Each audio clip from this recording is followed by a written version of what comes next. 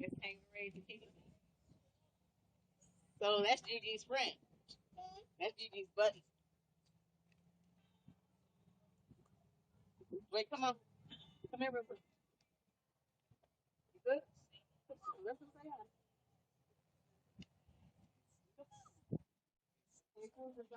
Come on, mama.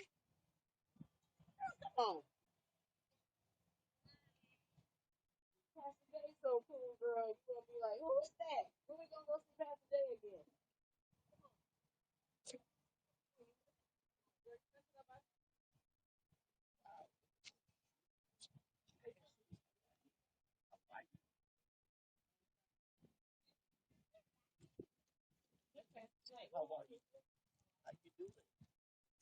Wow.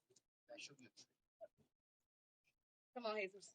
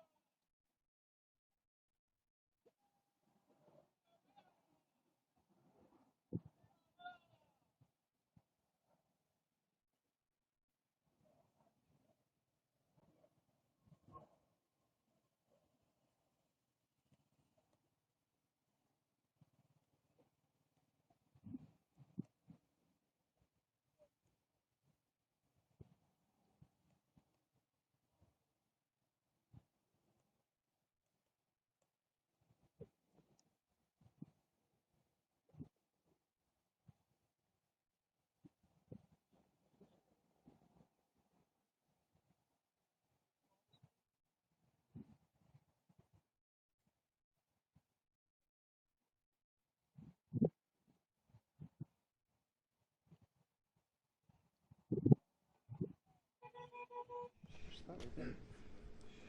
Right next to the article. In the Daily Riddle. I think you could jump in right behind. John. Can you see that stands? What's your name? Let me just check the camera. Let me just flip back. Just check that. Okay, thank you. Is your PDT ready?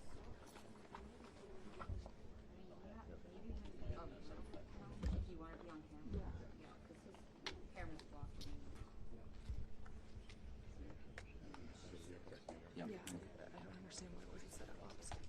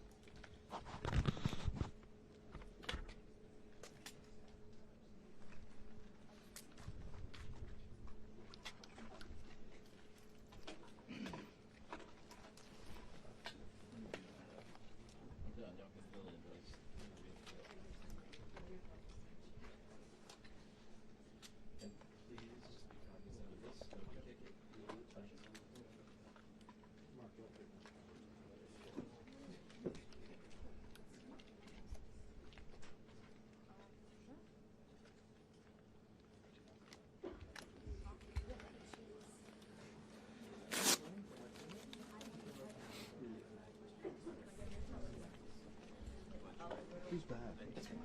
No one said I am. Okay. I think we're probably for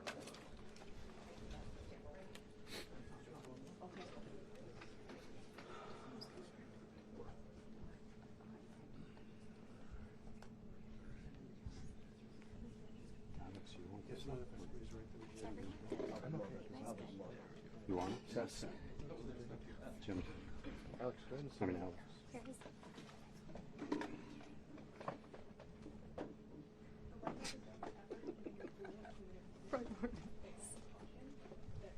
we should start doing yoga at the library. I would love to do that. Squats. We need yoga. I love yogurt. Can you get on that? Can you get on that, Sid? Get that class going for us? Yeah, Peter, we have to add yoga at the library to the itinerary. Christine, your son. Specifically outside on the lawn.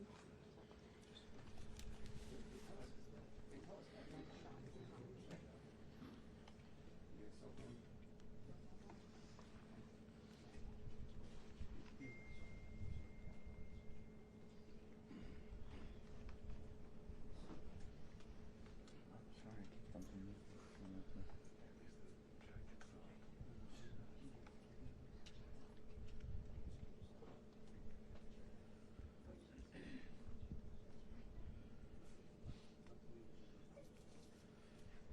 Euro. Yeah, I can see it on Fox back there. Jonathan, Yep. You're in the you're live in the shot. shot. Uh-huh. They're live on Fox right now. Okay. Thank you.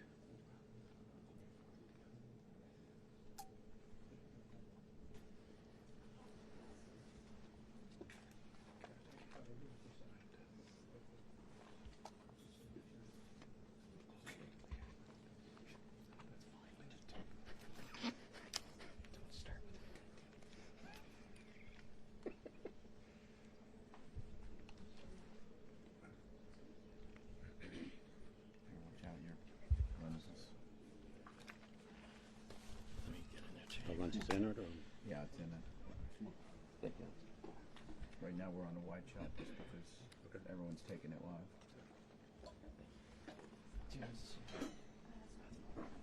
This is okay?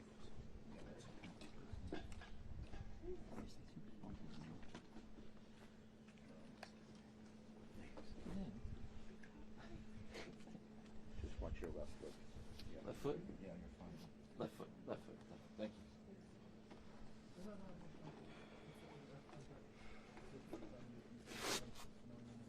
What's everybody doing?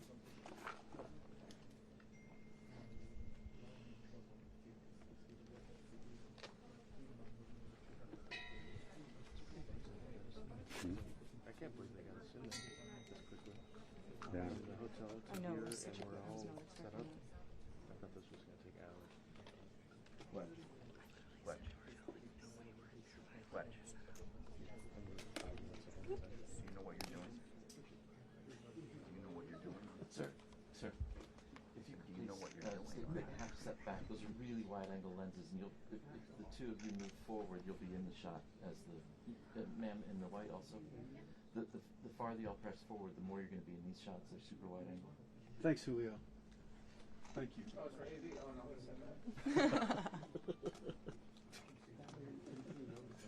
Nothing for Alex. That's right, Alex, we kick it over. Alex, we're actually waiting for you to get up there. Oh, no, no, no, no. Oh, no, no, no, no.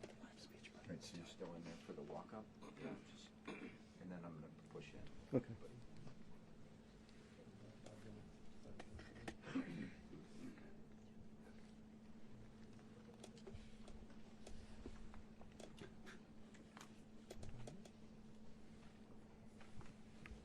Test image. So handheld camera. Test image. Test image. 24 to 70. So, you're fine.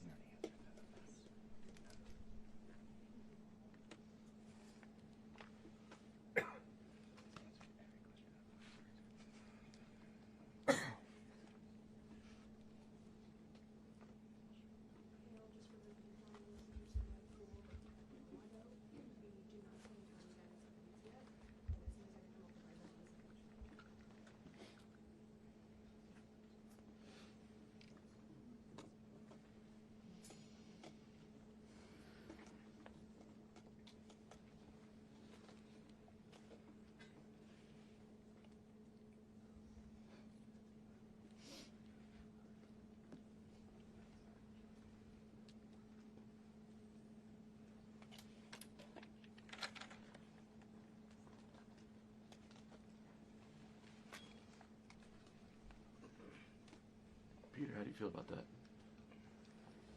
I'm fine with that.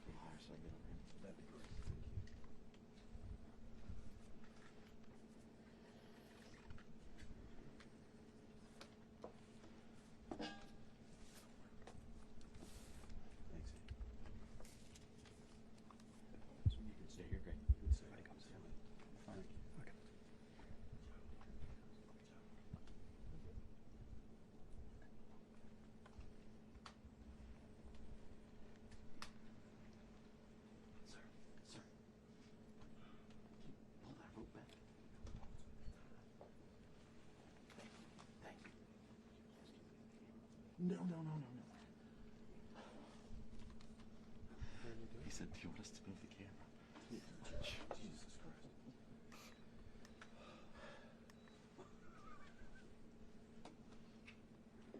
I remember my first day.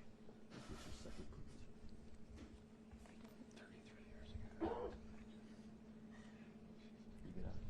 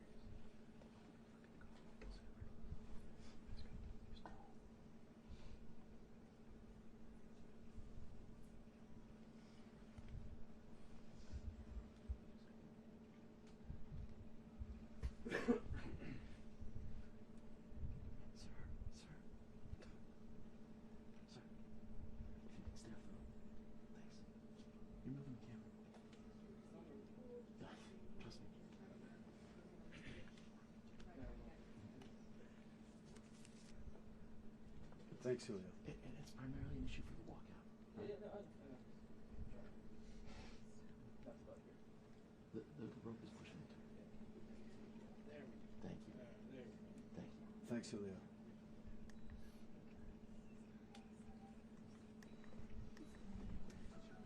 Yeah. That's 620.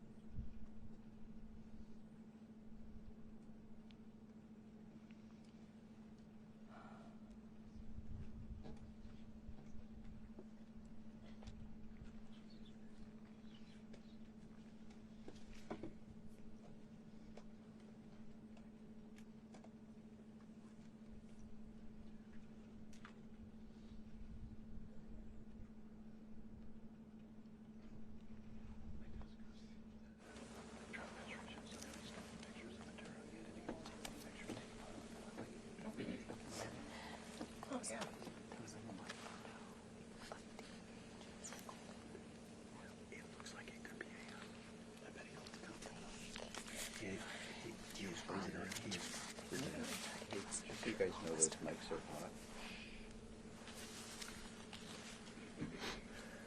Why don't we turn them off?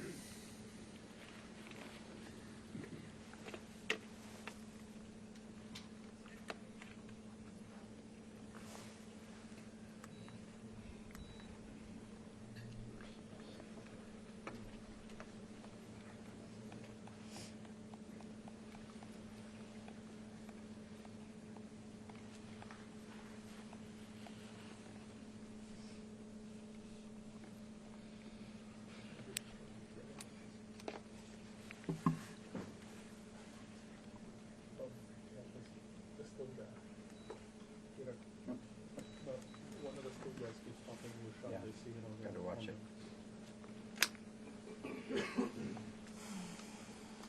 Jonathan, your Yeah, foot right keeps now. hitting the tripod. Is it true? Yeah. With the lens? Yeah. You're not going to pan? I will, but not right now. Not until he's come Peter, which direction should I move my feet? Okay. To my right? To your right. Is that better? Yeah, again, it's in the shot. Okay, yep. Let me know. Trying to figure it out. How about down here? Yeah, I mean, that's fine. That's fine. Okay. Like that's okay. Yeah.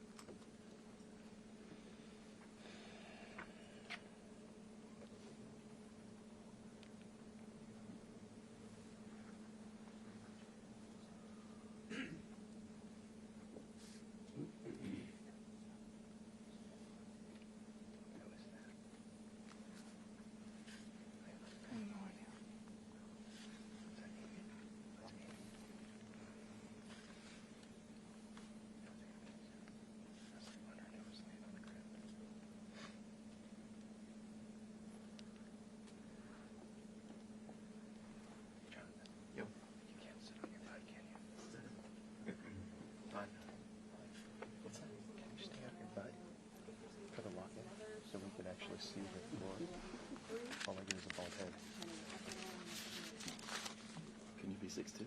No. If I'm on my bed, I can't see over their house. So you have a remote. Sam, look up. Can't see over whose head? Me too.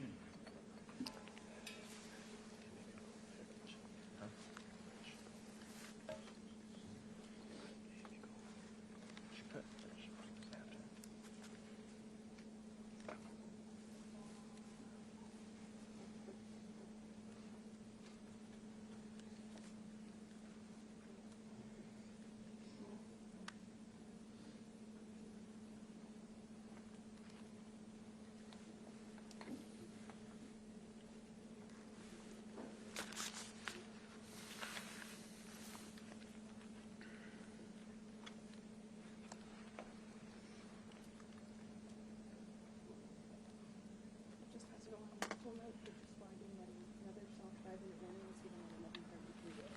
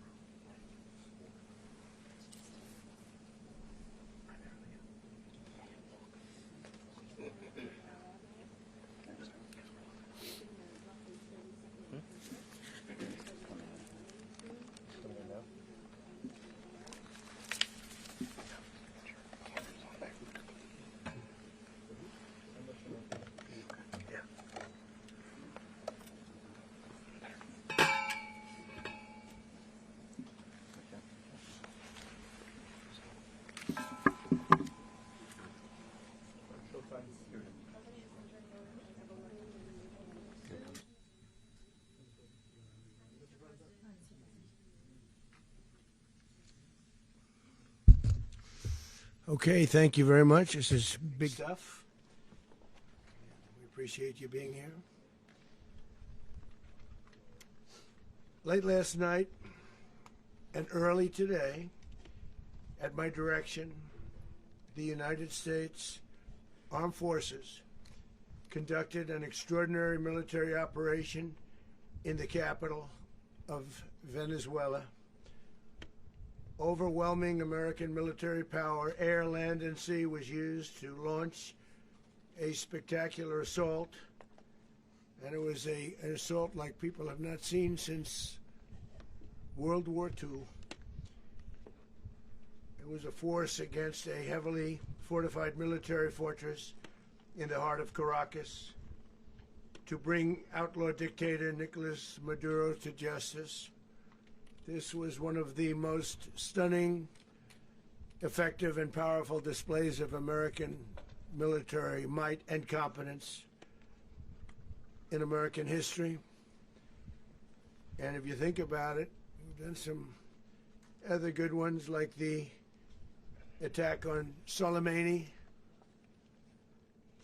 the attack on al-Baghdadi, and the obliteration and decimation of the Iran nuclear sites just recently in an operation known as Midnight Hammer,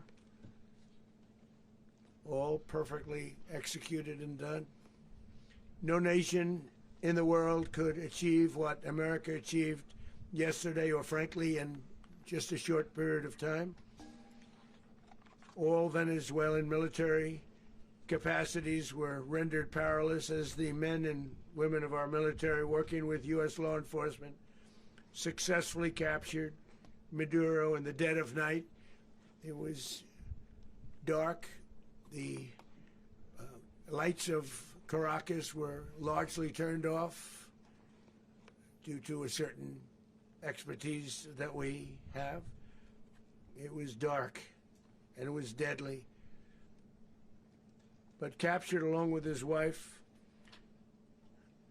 Celia Flores, both of whom now face American justice. Maduro and Flores have been indicted in the Southern District of New York, it's Jay Clayton, for their campaign of deadly narco-terrorism against the United States and its citizens. I want to thank the men and women of our military who achieved such an extraordinary success overnight with breathtaking speed, power, precision, and competence. You rarely see anything like it. You've seen some raids in this country that didn't go so well. They were an embarrassment. If you look back to Afghanistan, or if you look back to the Jimmy Carter days, they were different days. We're a respected country again, maybe like never before. These highly trained warriors, operating in collaboration with U.S. law enforcement, caught them in a very ready position. They were waiting for us. They knew we had many ships out in the sea, just sort of waiting. They knew we were coming. So they were in a ready, what's called a ready position. But they were completely overwhelmed and very quickly incapacitated. If you would have seen what I saw last night, you would have been very impressed. I'm not sure that you'll ever get to see it, but it was an incredible thing to see. Not a single American service member was killed, and not a single piece of American equipment was lost. We had many helicopters, many planes, many people involved in that fight. But think of that, not one piece of military equipment was lost, not one service member was, more importantly, killed. The United States military is the strongest and most fearsome military on the planet by far. With capabilities and skills our enemies can scarcely begin to imagine. We have the best equipment anywhere in the world. There's no equipment like what we have, and you see that even if you just look at the boats. You know, we've knocked out 97% of the drugs coming in by sea. 90%. Each boat kills on average 25,000 people. We knocked out 97%.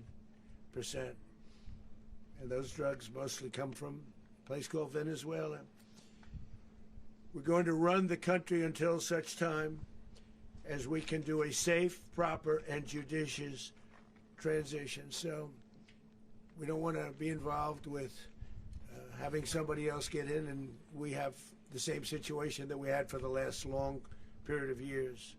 So we are going to run the country until such time as we can do a safe, proper, and judicious transition. And it has to be judicious because that's what we're all about. We want peace, liberty, and justice for the great people of Venezuela, and that includes many from Venezuela that are now living in the United States and want to go back to their country. It's their homeland. We can't take a chance that somebody else takes over Venezuela that doesn't have the good of the Venezuelan people in mind. We've had decades of that. We're not going to let that happen. We're there now, and what people don't understand, but they understand as I say this, we're there now, but we're going to stay until such time as the proper transition can take place. So we're going to stay until such time as we're going to run it, essentially, until such time as a proper transition can take place. As everyone knows, the oil business in Venezuela has been a bust, a total bust, for a long period of time. They were pumping almost nothing by comparison to what they could have been pumping and what could have taken place. We're going to have our very large United States oil companies, the biggest anywhere in the world, go in, spend billions of dollars, fix the badly broken infrastructure, the oil infrastructure, and start making money for the country. And we are ready to stage a second and much larger attack if we need to do so. So we were prepared to do a second wave if we needed to do so. We actually assumed that a second wave would be necessary, but now it's probably not. The first wave, if you'd like to call it that, the first attack was so successful, we probably don't have to do a second, but we're prepared to do a second wave, a much bigger wave, actually. This was pinpoint, but we have a much bigger wave that probably won't have to do. This partnership of Venezuela with the United States of America, a country that everybody wants to be involved with because of what we were able to do and accomplish, will make the people of Venezuela rich, independent, and safe. And it will also make the many, many people from Venezuela that are living in the United States extremely happy. They suffered. They suffered. So much was taken from them. They're not going to suffer anymore. The illegitimate dictator Maduro was the kingpin of a vast criminal network responsible for trafficking colossal amounts of deadly and illicit drugs into the United States. As alleged in the indictment, he personally oversaw the vicious cartel known as Cartel de las Solas, which flooded our nation with lethal poison responsible for the deaths of countless Americans, the many, many Americans. Hundreds of thousands over the years of Americans died because of him. Maduro and his wife will soon face the full might of American justice and stand trial on American soil. Right now they're on a ship. They'll be heading to, ultimately, New York, and then a decision will be made, I assume, between New York and Miami or Florida. But we have people where the overwhelming evidence of their crimes will be presented in a court of law. And I've seen it. I've seen what we have. It's both horrible and breathtaking that something like this could have been allowed to take place. For many years after his term as president of Venezuela expired, Maduro remained in power and waged a ceaseless campaign of violence, terror, and subversion against the United States of America, threatening not only our people, but the stability of the entire region. And you all saw it. In addition to trafficking gigantic amounts of illegal drugs that inflicted untold suffering and human destruction all over the country, all over in particular the United States. Maduro sent savage and murderous gangs, including the bloodthirsty prison gang Tren de Aragua, to terrorize American communities nationwide, and he did indeed. They were in Colorado. They took over apartment complexes. They cut the fingers off people if they called police. They were brutal, but they're not so brutal now. And I just have to congratulate our military, Pete and everybody, and our National Guard, because the job that they've done, whether it's in Washington, D.C., where we have a totally safe city, where it was one of the most unsafe cities anywhere in the world, frankly, and now we have no crime in Washington, D.C. We haven't had a killing. We had the terrorist attack a few weeks ago. A little bit of a different kind of a threat, but we haven't had a killing in a long period of time, 6-7 months. We used to have two, on average, 2 a week in Washington, our capital. We don't have that anymore. The restaurants are opening. Everyone's happy. They're going, they're walking their daughters, they're walking their children, their wives, they walk to restaurants. Restaurants are opening all over Washington, D.C. So I want to thank the National Guard. I want to thank our military. And I want to thank law enforcement. It's been amazing. And they should do it with more cities. We're doing it, as you know, and we're doing it in Memphis, Tennessee right now, and crime is down. We've just sort of started a few weeks ago, but crime is down now 77%. And the governor of Louisiana called, great person, and he wanted us to help him, as you know, in a certain very nice part of Louisiana, and we have done that. It was a rough section, and we have crime down. I understand it's down to almost nothing already after 2.5 weeks. New Orleans, it's down to almost nothing, and we've only been there for 2.5 weeks. Can't imagine why governors wouldn't want us to help. We also helped, as you know, in Chicago, and crime went down a little bit there. We did a very small help because we had no working ability with the governor. The governor was a disaster, and the mayor was a disaster. But it knocked down crime. But we're pulling out of there when they need us. We'll know. You'll know. You'll be writing about it. And likewise, Los Angeles, where we saved Los Angeles early on, where the head of the police department made a statement that if the federal government didn't come in, we would have lost Los Angeles. That's long after the fires. That's when they had the riots in Los Angeles. We did a great job. Got no credit for it whatsoever, but that's okay. It doesn't matter. We don't need the credit. But we'll be pulling out when they need us. They'll call, or we'll go back if we have to. We'll go back. But we did a great job in various cities. But the place that we're very proud of is Washington, D.C., because it's our nation's capital. We took it from being a crime-ridden mess to being one of the safest cities in the country. But the gangs that they sent raped, tortured, and murdered American women and children. They were in all of the cities I mentioned, Tren de Aragua.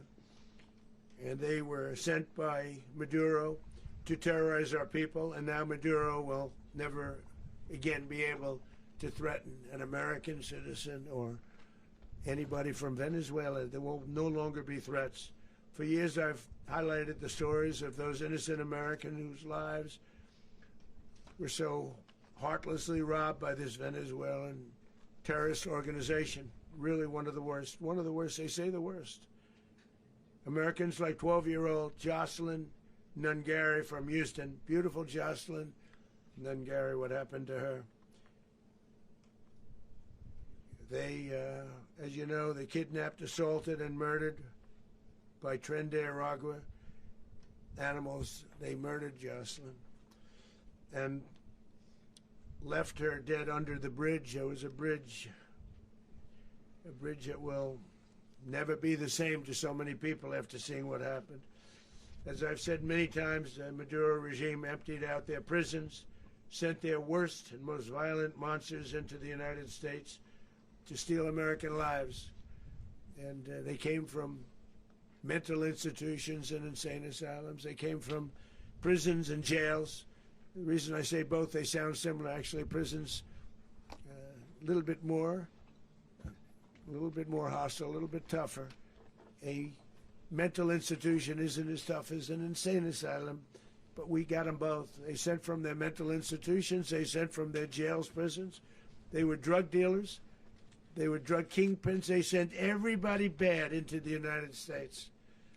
But no longer, and we have now a border where nobody gets through. In addition, Venezuela unilaterally seized and stole American oil, American assets, and American platforms, costing us billions and billions of dollars.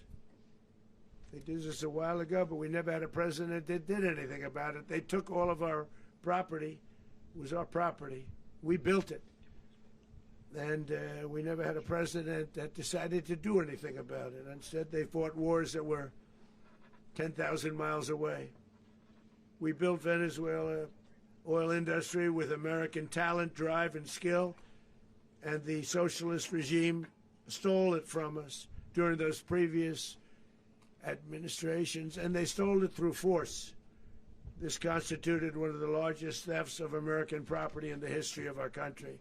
Considered the largest theft of property in the history of our country. Massive oil infrastructure was taken like we were babies, and we didn't do anything about it. I would have done something about it. America will never allow foreign powers to rob our people or drive us back into and out of our own hemisphere. That's what they did. Furthermore, under the now deposed dictator Maduro, Venezuela was increasingly hosting foreign adversaries in our region and acquiring menacing offensive weapons that could threaten U.S. interests and lives. And they used those weapons last night. Potentially in league with the cartels operating along our border. All of these actions were in gross violation of the core principles of American foreign policy, dating back more than 2 centuries, and not anymore. All the way back, it dated to the Monroe Doctrines, and the Monroe Doctrine is a big deal, but we've superseded it by a lot, by a real lot. They now call it the Monroe Document. I don't know. It's Monroe Doctrine. We sort of forgot about it. It was very important, but we forgot about it. We don't forget about it anymore. Under our new national security strategy, American dominance in the Western Hemisphere will never be questioned again. Won't happen. So just in concluding, for decades, other administrations have neglected or even contributed to these growing security threats in the Western Hemisphere. Under the Trump administration, we are reasserting American power in a very powerful way in our home region. And our home region is very different than it was just a short while ago. The future will be, and we did this in my first term. We had great dominance in my first term, and we have far greater dominance right now. Everyone's coming back to us. The future will be determined by the ability to protect commerce and territory and resources that are core to national security. These are core to our national security. Just like tariffs are, they've made our country rich, and they've made our national security strong, stronger than ever before. But these are the iron laws that have always determined global power. And we're going to keep it that way. We will secure our borders. We will stop the terrorists. We will crash the cartels, and we will defend our citizens against all threats, foreign and domestic. Other presidents may have lacked the courage or whatever to defend America, but I will never allow terrorists and criminals to operate with impunity against the United States. This extremely successful operation should serve as warning to anyone who would threaten American sovereignty or endanger American lives. Very importantly, the embargo on all Venezuelan oil remains in full effect. The American Armada remains poised in position, and the United States retains all military options until United States demands have been fully met and fully satisfied. All political and military figures in Venezuela should understand what happened to Maduro can happen to them, and it will happen to them if they aren't just, fair, even to their people. The dictator and terrorist, Maduro, is finally gone in Venezuela. People are free. They're free again. It's been a long time for them, but they're free. America is a safer nation. This morning, it's a prouder nation this morning because it didn't allow this horrible person and this country that was doing very bad things to us. It didn't allow it to happen. And the Western Hemisphere is right now a much safer place to be. So I want to thank everybody for being here. I want to thank General Raisin Kane. He's a fantastic man. I've worked with a lot of generals. I worked with some I didn't like. I worked with some I didn't respect. I worked with some that just weren't good. But this guy is fantastic. I watched last night one of the most precise attacks on sovereignty. I mean, it was an attack for justice. And I'm very proud of him, and I'm very proud of our Secretary of War, Pete Hegseth, who I'm going to ask to say a few words. Thank you very much. Mr. President, can you explain how the U.S. will run Venezuela? Well, thank you, Mr. President. Finally, a commander-in-chief the world respects and the American people deserve. And as the President said, words can barely capture the bravery and the power and the precision of this historic operation. A massive joint military and law enforcement raid flawlessly executed by the greatest Americans our country has to offer. American warriors are second to none, the best in the world and the best of our country. What all of us witnessed last night was sheer guts and grit, gallantry, and glory of the American warrior. I'm simply humbled by such men, and I tip my hat to our chairman, Dan Raisin Kane, and all those Americans who stood watch last night. Our warriors are the elite of America, and again, President Trump has your back. No other country on planet Earth, and it's not even close, could pull this kind of operation off. And no other president has ever shown this kind of leadership, courage, and resolve. The most powerful combination the world has ever seen. As the President said, our adversaries remain on notice. America can project our will anywhere, anytime. The coordination, the stealth, the lethality, the precision, the very long arm of American justice, all on full display in the middle of the night. Nicolás Maduro had his chance, just like Iran had their chance, until they didn't and until he didn't. He effed around and he found out. President Trump is deadly serious about stopping the flow of gangs and violence to our country. Deadly serious about stopping the flow of drugs and poison to our people. Deadly serious about getting back the oil that was stolen from us. And deadly serious about reestablishing American deterrence and dominance in the Western Hemisphere. This is about the safety, security, freedom, and prosperity of the American people. This is America first. This is peace through strength. And the United States War Department is proud to help deliver it. Welcome to 2026, and under President Trump, America is back. I'd like to welcome now our chairman, Chairman Raisin Kane, to give a few more details about the operation. Mr. Chairman. Thank you, Mr. Secretary. Thank you, Mr. President, and good morning.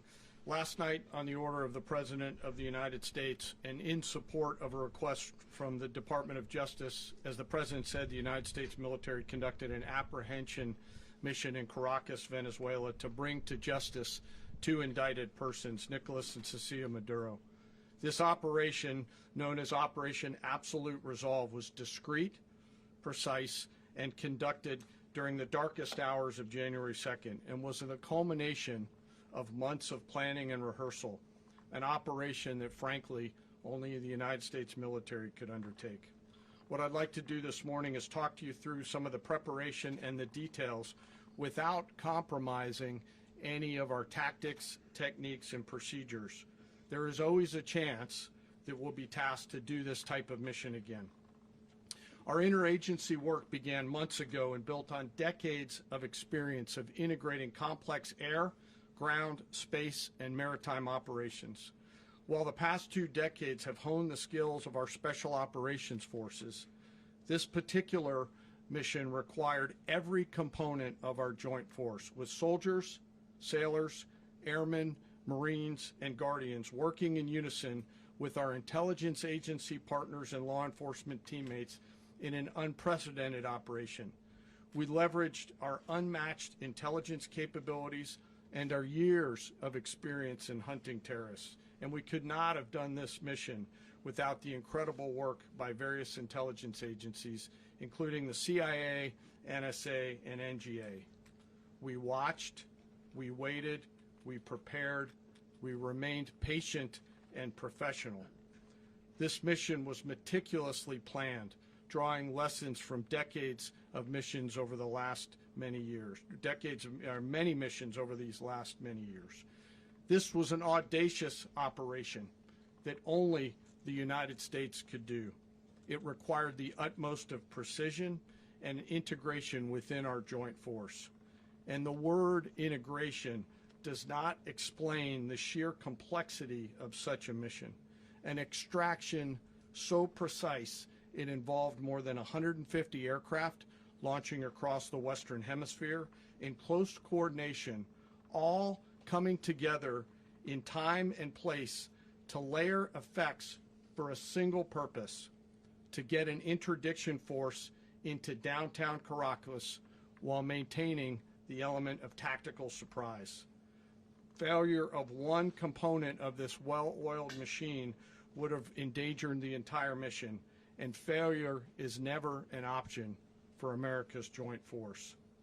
Those in the air over Caracas last night were willing to give their lives for those on the ground and in the helicopters. Let me talk a little bit about the preparation. After months of work by our intelligence teammates to find Maduro and understand how he moved, where he lived, where he traveled, what he ate, what he wore, what were his pets, in early December, our force was set pending a series of aligned events.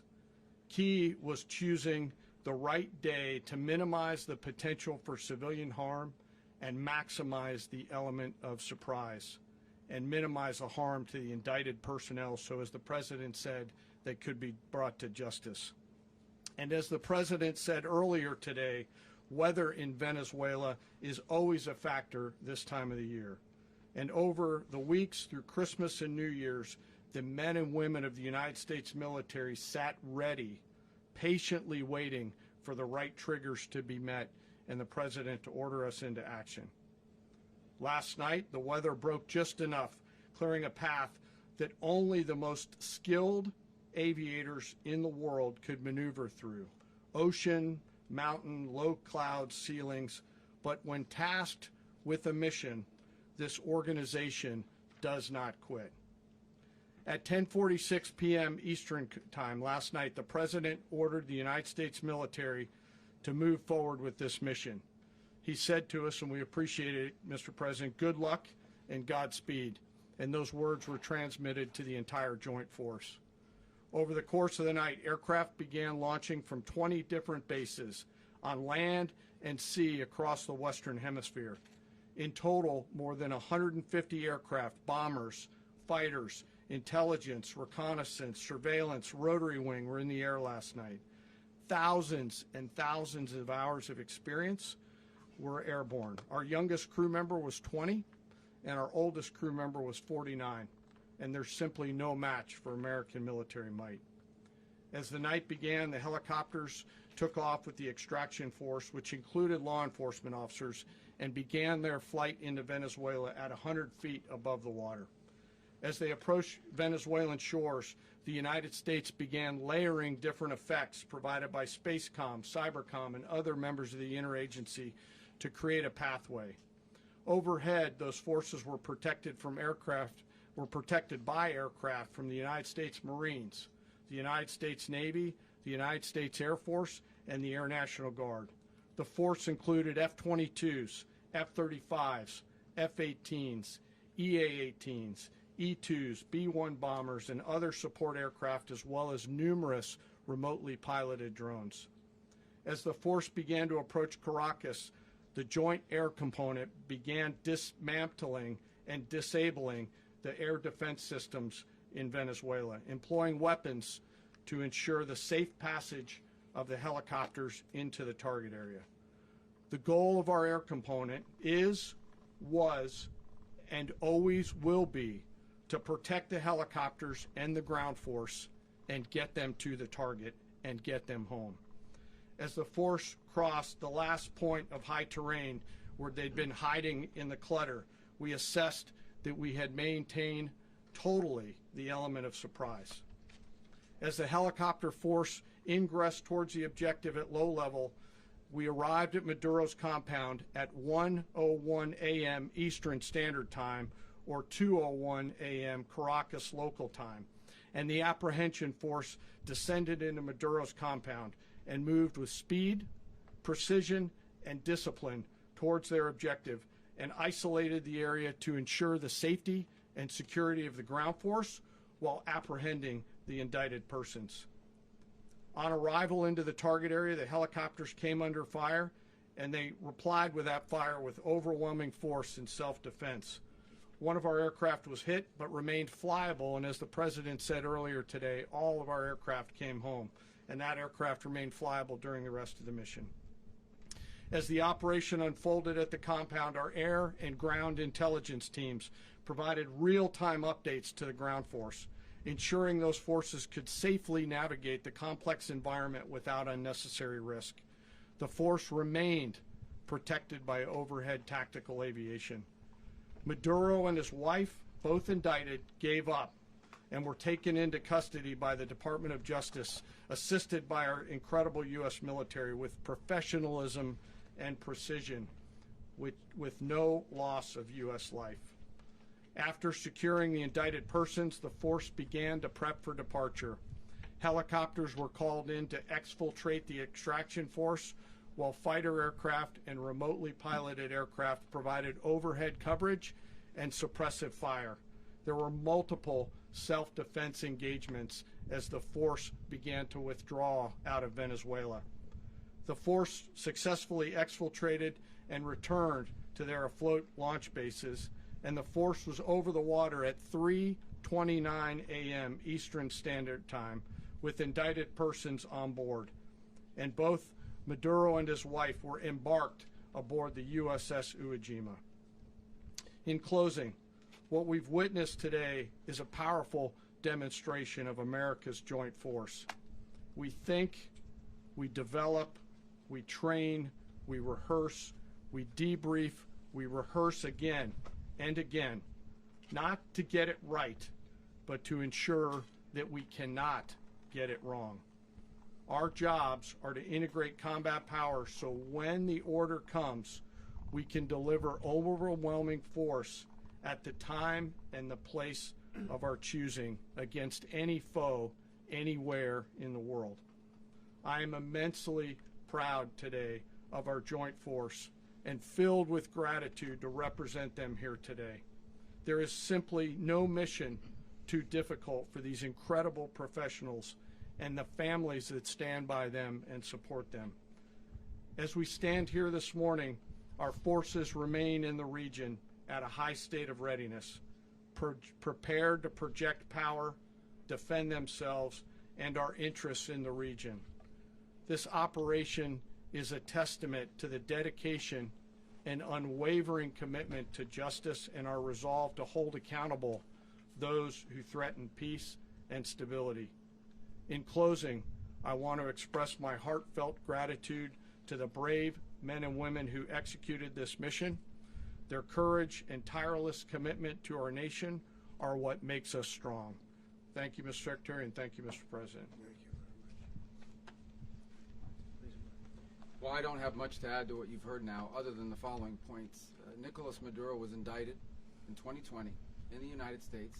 He is not the legitimate president of Venezuela. That's not just us saying it. The first Trump administration, the Biden administration, the second Trump administration, none of those three recognized him. He's not recognized by the European Union and multiple countries around the world. He is a fugitive of American justice with a $50 million reward, which I guess we saved $50 million. And we should make sure. Yeah, exactly. But don't let anybody claim it. Nobody deserves it but us.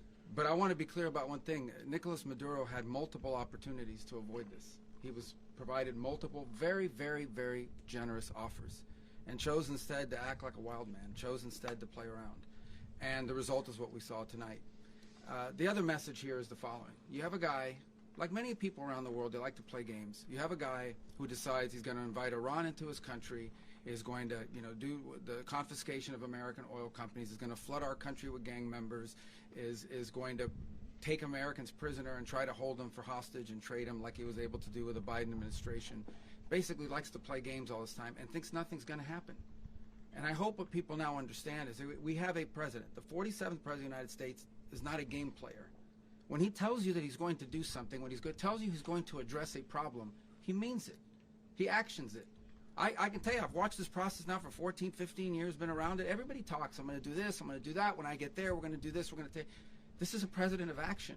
Like, I don't understand yet how they haven't figured this out. And now, if you don't know, now you know.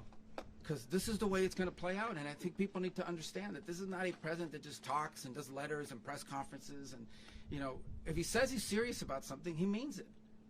And this is something that was a direct threat to the national interest of the United States. And the president addressed it. There's a president of peace, by the way. I told you what I just said earlier. This guy had multiple opportunities to find his way somewhere else and figure out another. He could have been living somewhere else right now very happy. But instead, he wanted to play big boy. And so now, he's got other sets of problems on his hands. And but I think the message here should be for the world. Look, the president doesn't go out looking for people to pick fights with. He's not generally wants to get along with everybody. We'll talk and meet with anybody. But don't play games.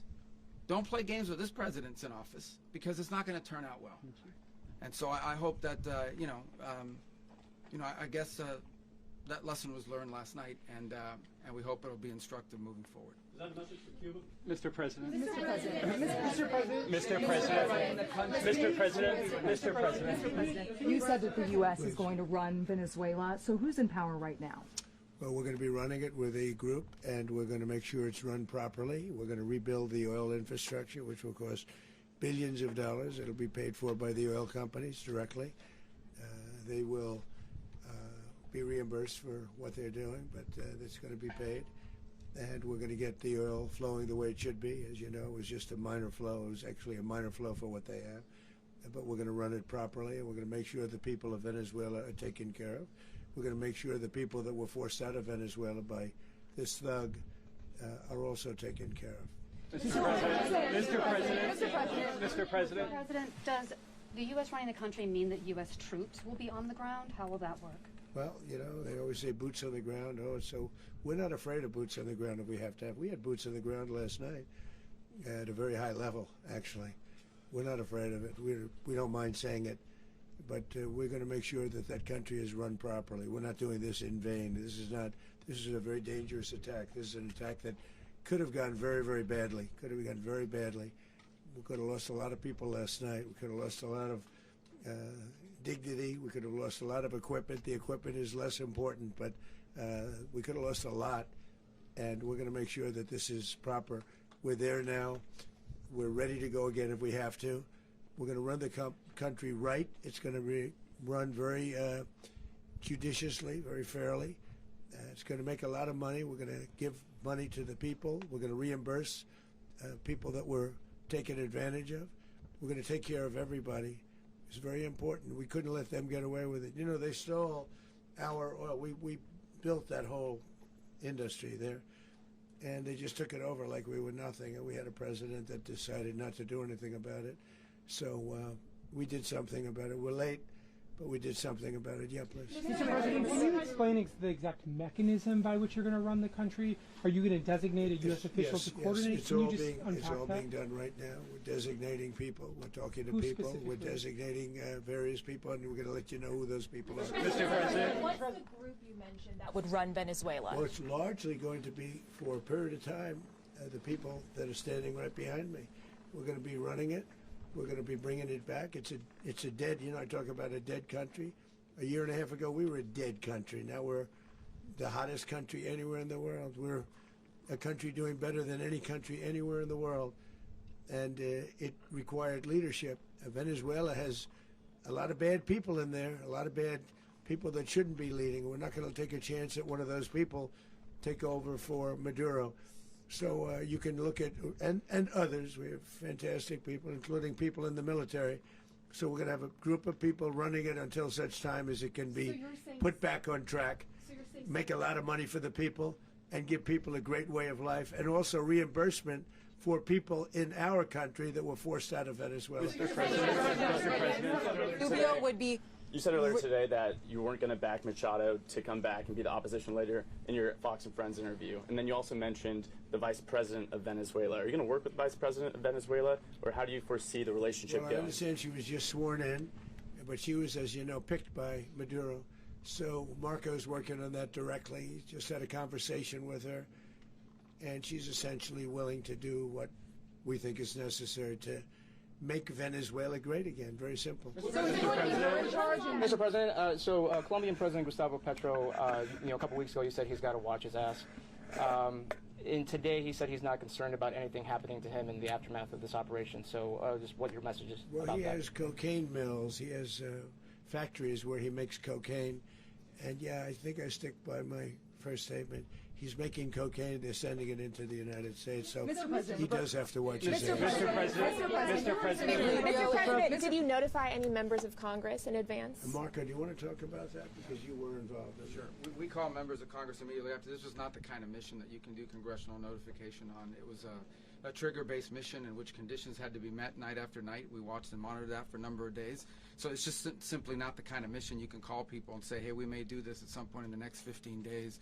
But it's largely a law enforcement function. Remember, at the end of the day, at its core, this was an arrest of 2 indicted fugitives of American justice, and the Department of War supported the Department of Justice in that job. Now, there are broader policy implications here, but it's just not the kind of mission that you can pre-notify because it endangers the mission.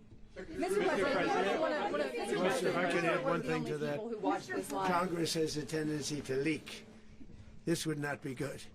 If they leaked, General, I think it would have been maybe a very different result. But I have to say, they knew we were coming at some point, We had a lot of ships out there. They sort of knew we were coming. But Congress will leak, and we don't want leakage. Mr. President, you were one of the only people to watch this all play out live. What was Maduro doing when the U.S. forces entered what I assume would be his home? And also, was there any point where the U.S. was considering, if Maduro pushed back or resisted, killing Maduro? It could have happened. It could have happened. He was trying to get into a safe place. You know what a safe place is, all steel. And he wasn't able to make it to the door because our guys were so fast. They went through the opposition so fast. And there was a lot of opposition. People were wondering, do we get them by surprise? Sort of surprised, but they were waiting for something. It was a lot of opposition. There was a lot of gunfire. You saw some of it today.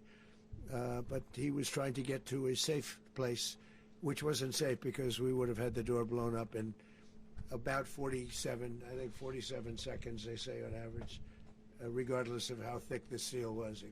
It was a very thick door. It was a very heavy door, but he was unable to get to that door. He made it to the door. He was unable to close it. So where's Maduro going to be? Go ahead, finish. Where is Maduro going to be in the time being right now? Do you know his exact whereabouts? Well, eventually, ultimately, in the near future, he's going to be brought to New York. And where is he going to be held? Where is he going to be held in New York? Do you know? That's going to be up to the officials that do these things. Mr. President, the U.S. has something of a mixed track record of ousting dictators without necessarily a plan for what comes afterwards. Did that weigh on your decision making? Well, that's why we had making? different presidents, but with me, that's not true. With me, we've had a perfect track record of winning. We win a lot, and we win. If you look at Soleimani, you look at al-Baghdadi, you look at the Midnight Hammer. Midnight Hammer was incredible. Right now, you wouldn't have peace in the Middle East. We have essentially peace in the Middle East because of that. If we weren't successful with Midnight Hammer, you wouldn't have peace in the Middle East. So, with me, you've had a lot of victory. You've had only victories. You've had no losses. Yeah. Mr. President, can you? How long do you expect the U.S. to run Venezuela, and how soon do you want the Venezuelan people to hold elections? So I'd like to do it quickly, but it takes a period of time. We're rebuilding. We have to rebuild their whole infrastructure. The infrastructure is rotted. it's actually very dangerous. It's blow-up territory. Oil is very dangerous. It's a very dangerous thing to take out of the ground. It can kill a lot of people. It has killed a lot of people doing just that. The infrastructure is old. It's rotted. Much of it is stuff that we put there 25 years ago, and we're going to be replacing it. And we're going to take a lot of money out so that we can take care of the country. Are you saying that Secretary Rubio and Mr. President, China, Russia, and Iran have interests in Venezuela. How does this operation affect your relationships with them when it comes to the oil and drugs? In terms of China and Russia, Russia when we get things straightened out. But in terms of other countries that want oil, we're in the oil business. We're going to sell it to them. We're not going to say we're not going to. In other words, we'll be selling oil, probably in much larger doses because they couldn't produce very much because their infrastructure was so bad. So we'll be selling large amounts of oil to other countries, many of whom are using it now, but I would say many more will come. Are you saying that, Mr. President, are you saying that? Oh. Mr. President, thank you. What is your message to the people of Venezuela today? Of course, the civilian population specifically, they have a lot of questions. What is your message to the people of Venezuela? That you're going to have peace, justice. You're going to have some of the riches that you should have had for a long period of time. It was stolen from you. But you're going to have peace and you're going to have safety. You're going to have justice. You're going to have a country. You're going to have a real country. You're going to have potentially a great country. You know, if you go back 20 years, maybe even a little longer ago, that was a great country. And they destroyed it. Remember I said that if we lose this election, the United States will be Venezuela on steroids. That's what would have happened. Had we lost the election, the 2024 election, we suffered so badly. When you look at the border from 2020, what they did, what Joe Biden administration did to our country should never be forgotten. But if we had to go through another year of that, we would be exactly where Venezuela was in terms, I used to say, if they win, we're going to be Venezuela on steroids, and that's what would have happened. President, thank you. Are you saying that Secretary Hegseth and Rubio are going to be running Venezuela, and will you be sending in U.S. military troops to provide? They're going to be a team that's working with the people of Venezuela to make sure that we have Venezuela right. Because for us to just leave, who's going to take over? I mean, there is nobody to take over. You have a vice president who's been appointed by Maduro. And right now she's the vice president, and she's, I guess, the president. She was sworn as president just a little while ago. She had a long conversation with Marco, and she said, we'll do whatever you need. I think she was quite gracious, but she really doesn't have a choice. We're going to have this done right. We're not going to just do this with Maduro, then leave like everybody else, leave and say, let it go to hell. If we just left, it has zero chance of ever coming back. We'll run it properly. We'll run it professionally. We'll have the greatest oil companies in the world go in and invest billions and billions of dollars and take out money, use that money in Venezuela. And the biggest beneficiary are going to be the people of Venezuela. And also, I can't stress this strongly enough, the people that got thrown out of Venezuela that are now in the United States, and frankly, some want to stay, and some probably want to go back. Yeah. So, Mr. President, what is being done to protect Americans in the country, and were any of the detained Americans Well, right now they're very last protected night? because nobody's going to mess with us. They're very protected. The people of, and we let them know that you better not touch one of them. Are you concerned that bad elements of the Maduro regime will remain in place? Well, we know who they are. We're on them, and they're acting much differently now than they would have acted 2 days ago. And what can you okay, say wait, about behind you, please. Mr. President, why is running a country in South America America first? Well, I think it is because we want to surround ourselves with good neighbors. We want to surround ourselves with stability. We want to surround ourselves with energy. We have tremendous energy in that country. It's very important that we protect it. We need that for ourselves. We need that for the world. And we want to make sure we can protect it. Yes, sir. Please, go ahead. Yeah, is there a message here for Cuba and Diaz-Canel? Well, Cuba is an interesting case. Cuba is, not doing very well right now. That system has not been a very good one for Cuba. The people there have suffered for many, many years. And I think Cuba is going to be something we'll end up talking about because Cuba is a failing nation right now, very badly failing nation. And we want to help the people. It's very similar in the sense that we want to help the people in Cuba, but we want to also help the people that were forced out of Cuba and living in this country. Do you want to say something about that, Marco, please? Well, I mean, I just gave you a statement a few minutes ago about, when the president speaks, you should take him seriously. So suffice it to say, Cuba is a disaster. It's run by incompetent, senile men, and in some cases, not senile, but incompetent nonetheless. It has no economy. It's in total collapse. And by the way, they were, all of the guards that helped protect Maduro, this is well known, their whole spy agency, all that were full of Cubans. I mean, they basically, it's amazing. This poor island took over Venezuela in some cases. One of the biggest problems the Venezuelans have is they have to declare independence from Cuba. They tried to basically colonize it from a security standpoint. So, yeah, look, if I lived in Havana and I was in the government, I'd be concerned, at least a little bit. Are you cutting off the oil flow to Cuba from Venezuela? Well, the president already announced a week ago that anything that's sanctioned, it's sanctioned oil, it's not going to be allowed to get there. So that's an The answer is yes. Mr. President, Yes. is the U.S. aware of the location of opposition leader Machado, and have you been in contact with her? No, we haven't. No, we haven't. Mr. President, on Monday. Oh, I think it would be very tough for her to be the leader. She doesn't have the support within, or the respect within the country. She's a very nice woman, but she doesn't have the respect. Mr. President, is it possible that the U.S. ends up administrating Venezuela for years? Well, it won't cost us anything because the money coming out of the ground is very substantial, so it's not going to cost us anything. So the U.S. isn't going to dedicate any money to... Well, we want safety there. We want to be surrounded by countries that aren't housing all of our enemies all over the world. That's what was happening, and you don't want to have that.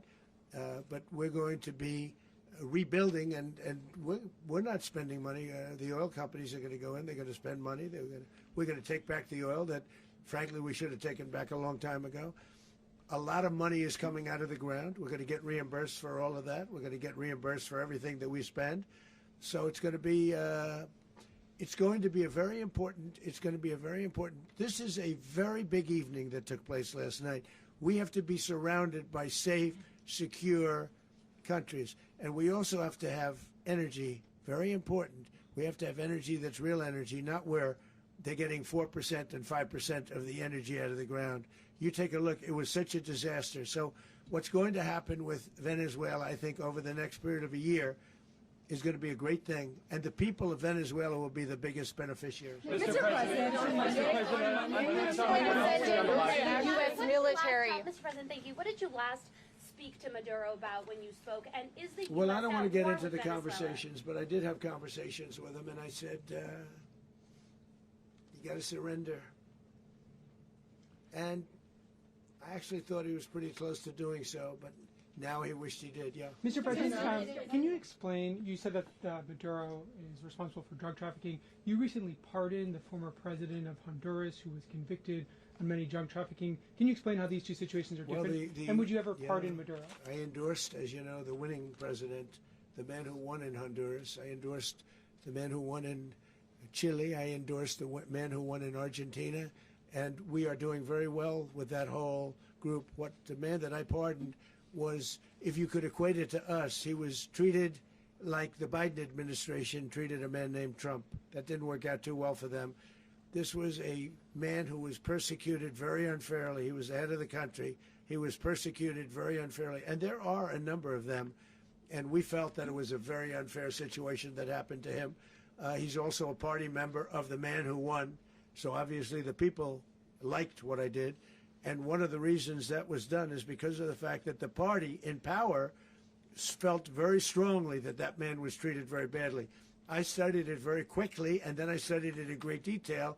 I went to a lot of the people standing behind me, and they felt that that man was persecuted and treated very badly. That's why I gave him a pardon. Mr. President, you referenced boots on the ground earlier. Can you just sort of button this up? Do you envision the U.S. military having a presence in Venezuela as the U.S. runs that country? Well, no, we're going to have a presence in Venezuela as it pertains to oil, because we have to have, we're sending our expertise in.